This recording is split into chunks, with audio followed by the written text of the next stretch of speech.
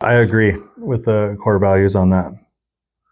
So this is what legacy stands for. This is our core values as leaders, as owners, and employees of our own business. So take it away. So stewardship over standards. We're choosing the long-term responsibility over short-term convenience. This one resonates huge with me because I am playing the long game. There's, the infinite game and the finite game. Yep. And some of these people are out for a quick buck.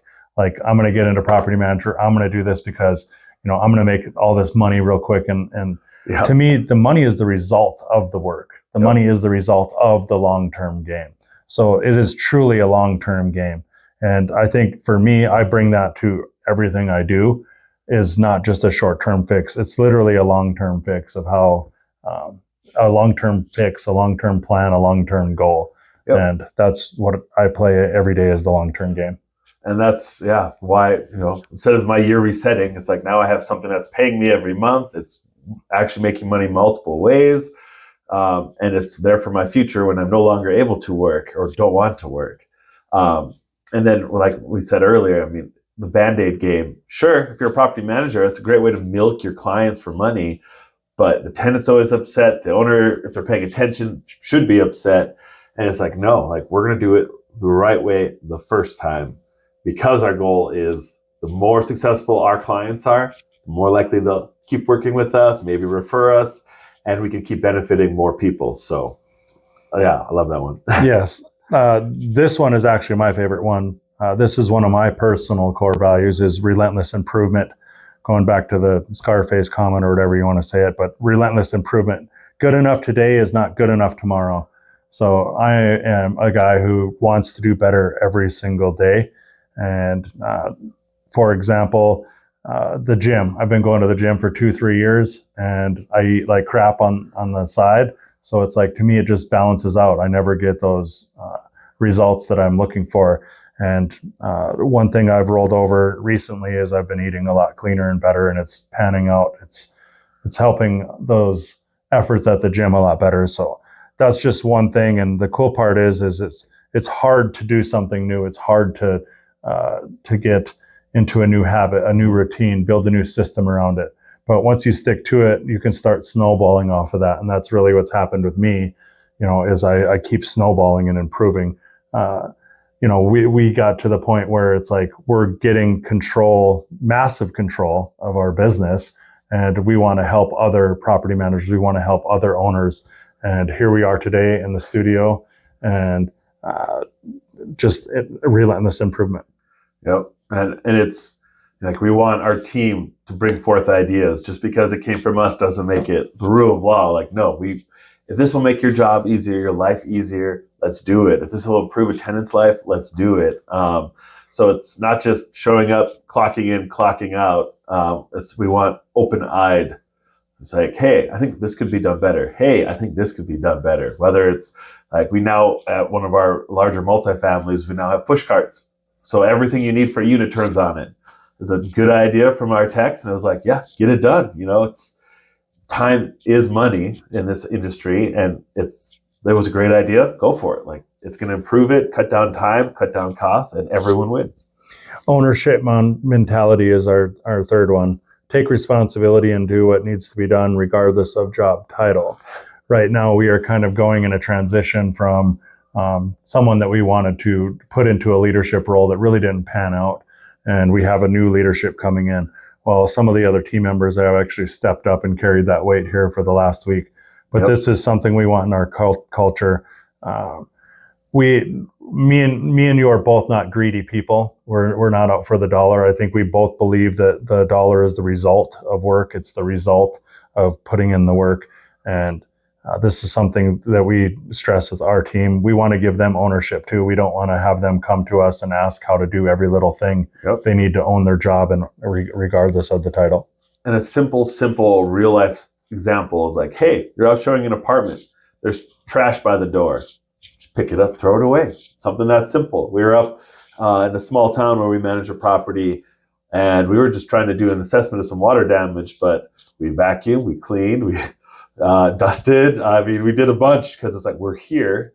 Like, we're just do what needs to be done. Let's go. Like, So it's that type of mentality where it's just put in those little extras. Doesn't matter what the job says. Like, no, that's a cleaner job. Like, no, if you're here, you see the problem, address it, take care of it, and move on. The other side of the ownership mentality is we truly treat our properties like we own them. So it's like, some of our owners own them, but we treat them like they are our own investment property because of the long game. And which also is like, this is probably a whole episode of how property managers make money off their owners. But it's like, okay, it costs us so much to have an employee go do this work. Like painting is one. Like our guys can paint, but they're better off solving other people's headaches like non-working ACs or units not heating. And I can have a painter come in for half the cost. It's like, we don't have to make all the money. If I owned it, I want the cheapest painter who does a good job and shows up on time, So we do that. It's like, nope, it doesn't have to all go through us. We're going to use whoever's the most efficient, affordable, and effective so that the owner can keep as much of that rent as possible, but the job's still done and done right. Yes. The fourth one, communicate with purpose, solve problems, don't complain. Clear communication prevents issues. I think a lot of people confuse complaining with problem solving. And I also believe you're complaining about that. I also believe that your quality of communication is your quality of life. So when you think about all the meetings that you've been through, when you think about all the issues that you've ever encountered, it literally boils down to communication. That's the solve all for every problem is a communication issue. Well, we work with a lot of owners who are just for the first time working with a property management company. Because we do take the time to explain everything rather than just throw them a percentage and hope for the best. But the communication piece is why most property owners switch over to us, because they have been left in the dark. The only time they find out something's been happening at their property is after they've been charged for it. And, things happen, but when there's multiple charges, we were talking about Band-Aids earlier, where it's just like, wait, why do I have a maintenance call for the sink, a maintenance call for the sink? Like now I'm out $300. Well, what's wrong with the sink? Like I could have bought a brand new one for this price. So it's that having that communication and then not just spending 30 minutes to discuss one problem. It's being efficient and like, hey, there is a problem here. We're either going to solve it. And once we have a chance to look at it, here are the options, like this good, better, best. Yeah, we're actually working on some things internally of making it better. We can always improve, right? But it's 2026. You should be able to communicate. I could have a whole conversation about tradesmen not even answering their phone, but we'll just stick with we communicate. Oh. The last one is follow through and transparency. Complete what you start and keep everyone informed.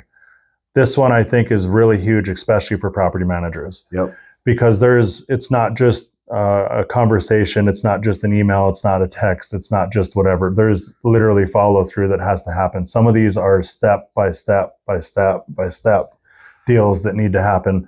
And when you just drop the ball on one and circle back a couple weeks, they all start compounding, and all of a sudden you have all these unresolved issues. So this is something we wanted to bring into our culture to make sure that we're following through and making sure that things are completed. Yeah, it's simple. It's not, a real life one.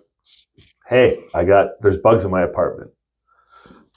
And it's like, okay,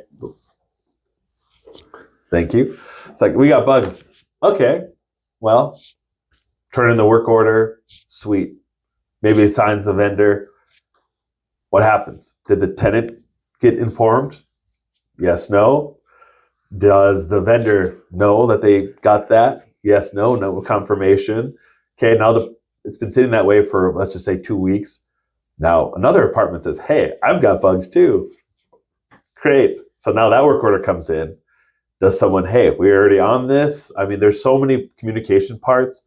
And then there's the ownership who doesn't even know that they have a bug problem.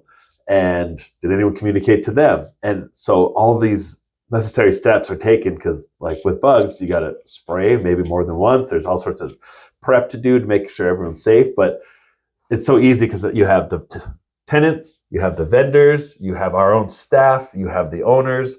It's all part of that clear cooperation and seeing it through. So making sure that if I turn in that work order, that I followed up, that the person is actually got it, the schedule, communicating with the tenants, letting the owner know that, hey, there's going to be a charge coming potentially, and then following through, hey, did you make it today the day you said? Did the tenants do what they were asked? I mean, there's a lot of communication involved.